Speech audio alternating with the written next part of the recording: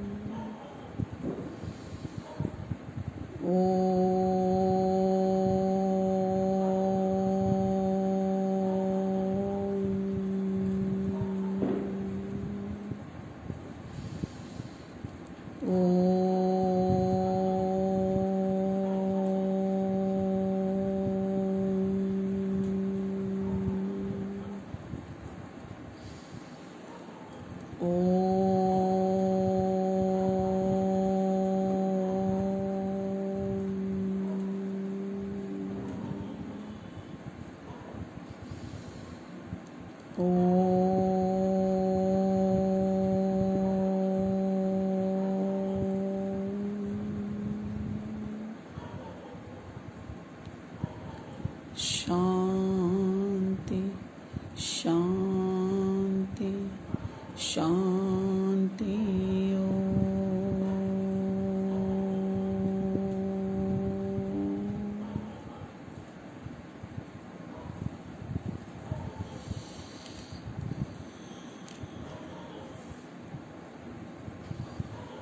अब बारी किसकी है थैंक यू बोलने की।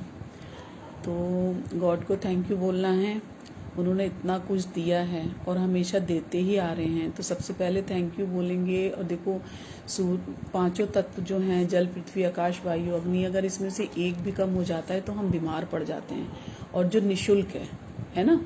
लेकिन हमें कोई इंसान अगर प्यार से भी कुछ देता है ना तो हम उसे थैंक यू बोलते हैं ना। कोई पानी भी पिलाता है तो थैंक यू बोलते हैं। तो वो तो हमें प्राण दे रहे हैं।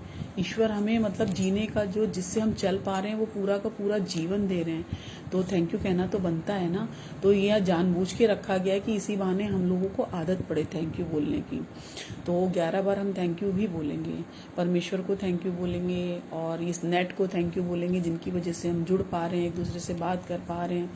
तो thank you God, thank you God, thank you God, thank you God, thank you God, thank you God, thank you God, thank you God, thank you God, thank you God, thank you God. बहुत बहुत लाखों लाखों करोड़ों करोड़ों धन्यवाद हैं आपको। विश्व शांति के लिए जो प्रयास चलता रहा है चल रहा है उसे हम आगे कंटिन्यू रख पाएँ, इसी की दुआ करते हैं सभी से, है ना। क्योंकि इसमें से एक भी तत्व अगर हमारा कम होता है ना तो हमारे शरीर का बैलेंस बिगड़ जाता है और हम बीमार हो जाते हैं। फिर हमें डॉक्टरों के पास जाना पड़ता है क्योंकि हम थैंक यू ही नहीं करते। इतने एहसान फरामोश हैं हम लोग, है ना। थैंक यू करने की आदत हमेशा होनी चाहिए। और कभी कभी तो हम पता है थैंक यू करते हैं तो कहते हैं अरे क्यों फॉर्मेलिटी क्यों करनी। लेकिन कुछ फॉर्मेलिटीज़ अच्छी होती हैं, जैसे सर्फ एक्सेल के उसमें ऐड में आता है ना, कुछ दाग अच्छे होते हैं तो कुछ फॉर्मेलिटीज़ अच्छी होती हैं। जैसे हम कभी भी कोई हमें गिफ्ट मिलता है तो हम बहुत खुश हो जाते हैं, चाहे वो छोटा सा ही गिफ्ट हो, लेकिन गिफ्ट का जो एक रैपर होता है ना उससे ही एक अजीब सी खुशी मिलती है। और उसका मतलब ये नहीं कि वो 2 रुपए का है या 200 का है या 2 लाख का है। उसका मतलब ये कि हमारे लिए किसी को ध्यान रहा। अगर हम उनके लिए कोई सामान लेके आ रहे हैं ना तो हमारी वजह हमारा ध्यान आया उन्हें। भाई वो मार्केट में गए, उन्होंने हमारे लिए कोई सामान ले लिया, नहीं लेते लेकिन उन्होंने लिया तो उनको हमारा कुछ ध्यान आया, तो उस ध्यान का थैंक यू है। क्योंकि सारा का सारा मैटर ही ध्यान पे आके टिक जाता है। जैसे हम भगवान को याद करते हैं तो वो भी हमें याद करते हैं। तो बात उस गिफ्ट की भी नहीं है, गिफ्ट तो आज है कल खत्म हो जाएगा, लेकिन जो दिमाग में छवि आई, जो ध्यान आया, वो हमेशा हमेशा हमेशा याद रहता है। तो उसी तरह हम भगवान को याद करते हैं तो भगवान भी हमें बहुत बहुत कई गुना टाइम हमारा याद करते हैं हमें, और हमें किसी भी परेशानी में नहीं आने देते। ऐसे ही पता है एक वृंदावन का एक बुजुर्ग था, वो बहुत छोटेपन से ही वहाँ की वो पूजा पाठ, और पूजा पाठ तो नहीं कर पाता था, आंगन धोना, सवेरे उठ के वहाँ पे पूजा पाठ करना, फिर शाम को कीर्तन करना, इस तरह करके अपना जीवन यापन करना था। और निउद्देश्य, मतलब उसका कोई उद्देश्य नहीं था, वो निस्वार्थ करता था कि मुझे अच्छा लग रहा है, राधा रानी के दरबार में मुझे बहुत आनंद आ रहा है। तो वो करता रहा और धीरे धीरे धीरे धीरे उसकी उम्र हो गई। अब उम्र हो गई तो बेचारा बहुत धीरे धीरे करता था सारे काम, धीरे से झाड़ू लगाता था, फिर धीरे से पोछा लगाता था, धीरे धीरे जैसे स्लो मोशन हो जाता है ना, एक एज हो जाती है या हम उस अवस्था पे पहुंच जाते हैं कि जब हमारा अंत होने वाला है तो स्लोली हो जाते हैं सारे के सारे जो हमारे ऑर्गन्स हैं वो स्लो हो जाते हैं। तो वो बीमार हो गया और वो जो है बिस्तर पे पड़ गया, बिल्कुल बिस्तर पे उठ नहीं पाता था। लेकिन वो अपना राधा नाम कभी नहीं छोड़ता था, राधा राधा राधा राधा हमेशा जपता था। जैसे अभी प्रेमानंद जी कहते हैं ना, और कुछ मत करो, खाली राधा नाम का स्मरण करो। तो मुझे तो कलयुग के कृष्ण ही लगते हैं प्रेमानंद जी। इतना उनके चेहरे पे देखिए, कितनी तकलीफ के बाद भी कितना ओज है। तो वो ओज कहाँ से आया, वो खुद इस चीज को मानते हैं कि वो तेज मेरा नहीं है, वो जिस रो में बह रहे हैं उस राधा रानी का है। तो बहुत कम ऐसे लोग होते हैं जो इस चीज को मतलब जीवन में खुद उतरे हैं और दूसरों को भी उतार रहे हैं। खुद तो तरे हैं, दूसरों को भी तार रहे हैं। तो हम क्या होते हैं ना, हम थोड़े से स्वार्थी हो जाते हैं कि हमारा भला हो जाए, दूसरे का ना हो। लेकिन जो अच्छा इंसान होगा ना, वो हमेशा ये चाहेगा कि मेरे को जो स्वाद मिला है मैं दूसरे को भी दूं, अच्छा है तो, है ना। तो वो उस कार्य को कितना अच्छे से कर पा रहे हैं, इतने प्रॉब्लम में भी वो कितने लोगों को प्रवचन देते हैं मॉर्निंग में बैठ के, कितना नेक काम कर रहे हैं। एक लॉ लगा दी है, एक अध्यात्म की, एक राधा रानी की लॉ लोगों के दिलों में जगा दी है उन्होंने, है ना। तो चलिए उसको आगे बढ़ाते हैं। तो वो जब बुजुर्ग हो गए तो वो बेड पे पड़ गए बिल्कुल, लेकिन वो छोड़ते नहीं थे, राधा राधा राधा राधा राधा ऐसे करते थे। तो जब वो बिल्कुल अचेत हो गए, जैसे उनको सुध बुध नहीं रही, तो ऐसे ही वो जब आंखें ऐसे उन्होंने जब लास्ट ऐसे आंखें बंद करी ना, तो उन्होंने कहा, उनके मन में एक विचार आया कि राधा रानी क्या मैं आपको बिना देखे ही चला जाऊंगा, ऐसे बस ऐसे एक हल्का सा मेरे को बात बताने में भी ना ऐसे लगता है कि जैसे मैं उसको जी रही हूँ। तो वो जब उन्होंने बोला कि क्या मैं आपको बिना देखे ही चला जाऊंगा, तो जैसे ही उन्होंने ये बोल के आंखें बंद करी ना, तो एक तेज तेज प्रकाश उत्पन्न हुआ, एक बहुत अलौकिक प्रकाश। वो चुभने वाला प्रकाश नहीं होता, क्योंकि जैसे एक सूरज की किरण होती है तो वो हमारी आंखों में लगती है, हम आंखें बंद कर लेते हैं, लेकिन जो एक देवीय प्रकाश हो वो भी देवीय ही है, लेकिन जिसको भगवान को दर्शन देना होता है ना, वो प्रकाश कभी आंखों में नहीं चुभता। वो एक चेतना देता है, वो सुगंध देता है, वो शांति देता है, वो आनंद देता है। तो जब उन्होंने जैसे ही वो आंखें बंद करी ना, तो एक तेज उत्पन्न हुआ और उस तेज में से राधा रानी प्रकट हुई, और वो प्रकट होके उनके पास आके उनके माथे पर ऐसे उन्होंने ऐसे ऐसे हाथ से लाया, बाबा बाबा। तो उन्होंने कहा, अरे आप आ गई। तो उन्होंने बोला कि तेरी पुकार पे नहीं आऊंगी तो किसकी पुकार पे आऊंगी। तो एकदम उनकी आंखें जो बिल्कुल अचेत थे ना, वो एकदम ऐसे चमक आ गई आंखों में। तो कहने लगी, बेटा शांत, ऐसे करके। तो उन्होंने जैसे ही उनको माथे पे ऐसे रखा, तो उनका जैसे वो चाह रहे थे कि अंत समय में मैं राधा रानी के दर्शन करूं, तो उनके प्राण हो गए, और वातावरण में एक अजीब सी शांति, सुगंध और एक अलौकिक ज्ञान का प्रकाश चारों ओर। मतलब ऐसे लग रहा था जैसे वहाँ पे रूम नहीं है, वो वैकुंठ हो गया है, भगवान का धाम है वहाँ पे। तो वो हो गया, और वो प्रकाश धीरे से अदृश्य हो गया। अब अदृश्य हो गया, और उसको मतलब बचपन से ही उसने वहाँ पे रहे, वहाँ की सेवा की थी, सभी लोग जानते थे। अब एक चमत्कार हुआ कि जब सवेरे वो राधा रानी के मंदिर में पहुँचे, और जब पंडितों ने वहाँ के द्वार खोले और पर्दा हटाया, तो एक बहुत चमत्कार हुआ कि जहाँ राधा रानी की तस्वीर मूर्ति थी, उसके ठीक नीचे लिखा था राधा दास,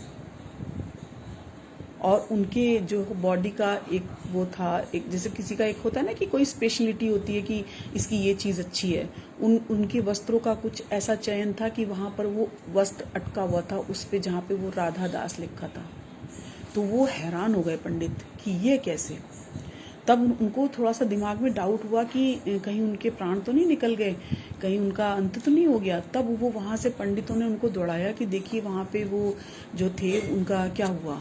तो वहाँ जाके देखा तो उनके प्राण निकल चुके थे, बट वो समझ चुके थे कि ये राधा रानी का चमत्कार है कि हम जो भगवान से मांगते हैं, जो भी धारणा हम भगवान के साथ रखते हैं लेने की, वो जरूर पूरी करते हैं। हम मतलब सुनने में देर लगाते हैं, लेकिन वो कभी नहीं देर लगाएंगी, बस हमारा भाव वहाँ तक पहुँचने की देर है। तो उस भाव को हमें जागृत करना पड़ेगा ना, तो वो स्वतः होता है। हम जपते रहेंगे ना, तो अपने आप आएगा। उसको जैसे कहते हैं ना, सिर्फ एहसास रूह से महसूस करो, तो वो स्वतः होगा, आपको करना नहीं पड़ेगा, वो अपने आप आ जाएंगी। आपको कहीं जाना नहीं पड़ेगा, मंदिर आपके पास आ जाएगा। ये प्रैक्टिकली जिनके साथ हुआ है ना, वो इस चीज़ को समझते हैं, और वो एकदम ऐसे जैसे बच्चा गिरता है ना, अपना गर्दन ऐसे कर लेता है, वो संभाल लेती है। उसी तरह वो जो भी भगवान को मानता है, जो भी भगवान को, ईश्वर की आस्था रखता है ना, उनको वो चीज़ स्वतः ही पता चल जाती है कि हाँ ये चीज़ है। और बहुत ऐसे लोगों को बहुत कष्ट भी आते हैं, ऐसा नहीं कि कष्ट नहीं आते, बट हमें अपनी, जैसे हम कहते हैं ना, हमें भूख लगती है तो भोजन चाहिए, हम कहीं ना कहीं से भोजन करते हैं। तो उसी तरह जो भी लोग कह रहे हैं कि ऐसा है वैसा है, जल्दी नहीं किसी को समझने देते या आगे जाने देते, बट आप अगर उस राह पे चल चुके हैं ना, तो मंजिल तक पहुंचिए। ये मेरी भी प्रार्थना है कि जो भी लोग इस मार्ग पे चले हैं वो अपनी मंजिल तक पहुंचे, और ये मेरी दिल से दुआ भी है, जो भी चल रहे हैं भगवान सुख शांति से उनको उस मार्ग तक पहुंचाएं। और उसके लिए है कि हमें थोड़ा सा समय निकाल के हमें ध्यान करना है, भगवान का चरित्र पढ़ने हैं, ग्रंथ पढ़ने, और कुछ भी नहीं हो रहा तो नाम जाप तो हम कर सकते हैं, उसमें तो कुछ नहीं लग रहा, आपका कुछ भी नहीं जा रहा है ना, तो अच्छा लगेगा। और बाकी तो सब यहीं छूट जाना है, रिश्ते नाते, भाई बहन, घर परिवार, जेवर, सब, है ना। और रिश्तेदारों का काम ही क्या है, देखो कोटेशन में भी आता है, रिश्तेदारों का काम सिर्फ शादी और मौत में हाजिरी देना ही रह गया है। आजकल तो यही हो गया है, पहले तो फिर भी थोड़ी सी दया ममता रहती थी, बट आजकल तो रिश्तेदारों का काम सिर्फ शादी और मौत में थोड़ी देर के लिए आते और वहीं से वहीं बाय बाय कर देते हैं। लेकिन प्रार्थना और नाम में इतना बल है, हमेशा जिंदगी में दुआएं और आशीर्वाद इकट्ठा करिए, बाकी सब पीछे पीछे आ जाएगा। प्रार्थनाएं लौटती हैं कृपा बनकर, प्रार्थनाएं लौटती हैं कभी कृपा के रूप में, कभी सहारे के रूप में, कभी करुणा के रूप में, कभी आपको डॉक्टर के रूप में भी मिलेंगी कि अच्छा डॉक्टर मिल गया, अच्छी नर्स मिल गई, आपको अच्छे व्यंजन मिल गए, तो ये सब प्रार्थनाएं हैं। आपने किसी को दिया तो आपके पास भी आएगा। ऐसे ही एक लेडी थी, वो ना भगवान की बहुत पूजा करती थी और भगवान को हमेशा फल फूल चढ़ाती थी, ड्राई फ्रूट फल, मतलब अन्न का भोग नहीं लगाती थी। तो जब उनकी डेथ हुई और वो भगवान के पास गई तो उनके पास इतना सारा अन्न, फ्रूट्स पड़े थे, और फ्रूट्स और ड्राई फ्रूट ही पड़े थे, क्योंकि अन्न उन्होंने भोग ही नहीं लगाया भगवान को। तो वो परेशान हो गई कि ये क्या है, मुझे तो कुछ नमक खाने की इच्छा है, मुझे तो खाना खाने की इच्छा है। तो भगवान ने कहा जो दोगी वही तो मिलेगा, तुमने यही दिया तो तुम्हें इसी का भंडार मिल रहा है। तो हर जगह एक चीजें, जैसे अब हमारी तबीयत ठीक है और हमें कुछ मेडिसिन देगा तो हमें नहीं अच्छी लगेगी ना। तो जहाँ पे जिस चीज की नीड है, किसी को अगर मोरली सपोर्ट की जरूरत है तो हम वाणी से ही तो देंगे, हम खाना खिला के थोड़ी देंगे। तो जिसको जिस चीज की नीड है हमें उस तरह की सेवा देनी है। अगर किसी के पास कपड़े नहीं है तो हम कपड़े दे देंगे, तो ये सेवा है। किसी के भूख लगी है तो हमने खाना खिला दिया, ये सेवा है। किसी की तबीयत खराब है, हमने दवाई दिला दी, तो ये सेवा है। तो सबके मायने अलग अलग हैं, तो इसलिए करें हम, है ना। तो प्रार्थना किसी ना किसी रूप में, जब हम किसी के लिए सेवा करती हैं तो वो प्रार्थना बन के कोई हमारे लिए भी प्रार्थना कर रहा होगा। हम अगर किसी के लिए करेंगे तो कोई हमारे लिए भी करेगा ना, नहीं भी करेगा तो भी कोई बात नहीं, लेकिन थैंक यू फिर भी बोलना है, ठीक है। हम आईना नहीं जो कमियां गिनाएंगे, हम आईना नहीं जो कमियां गिनाएंगे, हम दोस्त हैं जो हर कमी को बड़ी खूबी से निभाएंगे। जैसे हम जिससे प्यार करते हैं ना, उसकी कमी हमें कमी नहीं लगती। कभी नोटिस किया होगा, सबने किया होगा, जिससे भी हम बहुत प्यार करते हैं ना, उसकी कमी से भी हमें बहुत प्यार हो जाता है। वो बाद में जाके चाहे बुरा लगे, लेकिन उस समय तो हमें उससे इतना प्यार होता है कि हमें अच्छा ही लगता है ना। वक्त लग सकता है पर सत्य कभी भी पराजित नहीं हो सकता। वक्त लगता है हमें अपने आप को, जैसे बच्चों को जब रिपोर्ट कार्ड भी मिलता है तो उसके लिए साल भर उनको एग्जाम पढ़ाई करनी पड़ती है, तब उन्हें एक रिपोर्ट कार्ड मिलता है। तो कोई भी कर्म करने के लिए थोड़ा वक्त लगता है। प्यार का पहला खत लिखने में वक्त तो लगता है, तो ये तो भगवान को पाने की चिट्ठी है, तो वक्त तो लगेगा, पर मिलेंगे, है ना। अच्छी नियत और सच्चाई से चलने वाले का हाथ ईश्वर हमेशा थाम के रखते हैं। निर्मल मन सो मोहि पावा, मोहि कपट छल छिद्र न भावा। अच्छी नियत और सच्चाई रखेंगे ना, तो हर समय आपके आगे कोई ना कोई एक ऐसा व्यक्ति आके खड़ा हो जाएगा जो कहेगा मैं आपके साथ हूँ। आप इसे आजमा के देखना, मेरे साथ हुआ है, हमेशा हुआ है, और आपका हर काम पूरा होगा। थोड़ी सी परेशानी से होगा, उस परेशानी को भी भगवान सॉल्व कर देंगे थोड़े समय के लिए, क्योंकि होता है। जैसे हम कहीं अगर बरसात हो रही है तो भगवान क्या करेंगे, हमें छाता दे देंगे, है ना, रेनकोट दे देंगे, तो थोड़ी सी छींटें आएंगी, प्रॉब्लम्स आएंगी, जो हम करके आएंगे उसको मिलेगा, लेकिन वो बहुत शॉर्ट में हो जाएगा। और वो हमें लगेगा ही नहीं कि बरसात हो रही है, उस बरसात को भी हम आनंद से जी पाएंगे, है ना। हंस रहे हो तो अच्छा है, सभी लोग हंस रहे हैं तो बहुत अच्छा है। हंसना पड़ रहा है तो मसला है, कि मजबूरी में तो नहीं हंस रहे। पर लेकिन भगवान की एक अच्छी चीज, भगवान जी के नाम की एक अच्छी चीज ये है कि हम अगर मजबूरी में भी लेंगे ना तो उसका फल मिलता है। बेमन से, जैसे हम किसी के लिए खाना बनाते हैं तो स्वाद नहीं आएगा, लेकिन भगवान का नाम लेने में स्वाद हमेशा आएगा। आप रो के लो, हंस के लो, बैठ के लो, लेट के लो, वॉशरूम में लो, खाना बनाते हुए लो, लेकिन उसका स्वाद ऑल टाइम अमृत मिलेगा। कहीं कोई शिकायत नहीं, कहीं कोई कमी नहीं। मजे ही मजे हैं, आनंद ही आनंद है, शांति ही शांति है। और जैसे आप सब लोगों के चेहरे पे आ रही है, अभी देखते देखते भी आ रही है, और जो लोग बाद में भी सुनेंगे तो उनको भी अच्छा लगेगा, उनको भी आनंद आएगा। तो जब हम आनंद बिखेरेंगे तो हमारे अंदर भी तो आएगा ना। हमारे घर में जैसे चावल का डब्बा होता है, उसमें से हम थोड़े से चावल निकाल लेते हैं, बाकी बचे हुए हैं, और जब हम उसे गर्म करते हैं ना तो वो इतने सारे हो जाते हैं, इतने से डालते हैं और इतने सारे हो जाते हैं। तो भगवान का नाम भी ऐसे ही, आप इतना सा भी करोगे ना तो उसका प्रभाव इतना सारा मिलेगा। इसी के साथ स्वस्थ रहिए, मस्त रहिए, खुश रहिए। ईश्वर सभी को खुश रखे, स्वस्थ रखे, संपन्न रखे, आनंद में रहें, शांति में रहें। पूरे विश्व शांति के लिए जीवन के साथ भी और जीवन के बाद भी। जय श्री राम, जय श्री राम, जय श्री राम।